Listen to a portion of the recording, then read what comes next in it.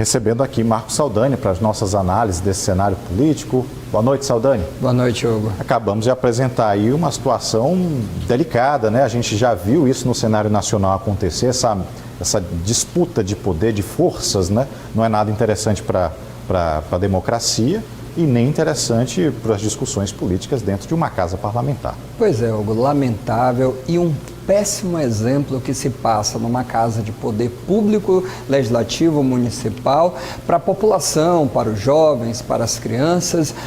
Existe uma divisão de poderes instituída na nossa Constituição, na nossa formação, que, diga-se de passagem, eu sempre lembro isso, é liberal, nem sequer é socialista, muito menos comunista, mas é liberal, capitalista e liberal, e é assim desde o período do Iluminismo, quando se fez a divisão dos poderes executivo, legislativo, do qual o vereador faz parte, e o judiciário. Portanto, é uma verborragia que, além de não trazer nenhum fruto positivo, ainda faz muito mal para a imagem da casa. Eu espero que a presidência da casa tome uma iniciativa de pedir desculpa em nome da casa e que o próprio vereador, se não pela comissão de ética, mas por atitude própria, venha se retratar. O que não quer dizer que não se caibam críticas ao Supremo, mas existem muitas coisas entre o Supremo e as questões municipais, como a questão de vacina, por exemplo, a questão de verba, recurso do Fundeb, quer dizer,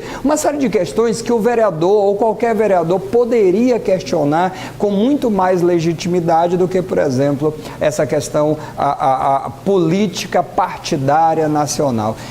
Não cabe de forma alguma, né, Hugo? Verdade. Saldanha, nós temos dois nomes no cenário nacional, nas discussões aí já para o 2022. Flávio Dino volta a aparecer como possível candidato a vice-presidente na chapa com Lula. E a consulta a José Sarney? Pois é, Hugo, há quem diga que não há outro caminho melhor para o governador Flávio Dino do que disputar a presidência da República. Com o Lula agora conseguindo, vamos dizer assim, uma maior aprovação nas pesquisas de opinião pública, talvez seja a hora de reavaliar se esse papel de vice lhe cairia bem. Mas é importante lembrar que ele tem uma eleição de Senado pela frente, num período de discussão nacional que precisa ser consolidado. O que eu quero dizer é que talvez seja um caminho muito mais seguro, muito mais de amadurecimento. Ele sai do governo do estado do Maranhão, tenta o Senado e aí, conseguindo, ele tem um caminho natural no debate do Senado. Já no caminho inverso vem o ex-presidente José Sarney. Já foi senador, enfim, já foi deputado, enfim, já foi governador do Maranhão e já esteve, sobretudo, na presidência da República. Apesar da idade, ainda tem um peso muito grande, andou pela ditadura, esteve na redemocratização e agora tem aí um presidente muito controverso, e eu acredito que se tem um legado que o Sarney poderia deixar para o país era exatamente trazer estabilidade e não colocar lenha na fogueira. Então, talvez seja um legado importante para ficar na sua história, exatamente tentar estabilizar, tentar pacificar e tentar conciliar. Ou seja, é importante saber qual é o papel que ele tem ali na questão com o legislativo do Renan Calheiros. Ele vem para cumprir uma missão a serviço do Bolsonaro ou ele vem para tentar resolver uma questão nacional do ponto de vista conciliador?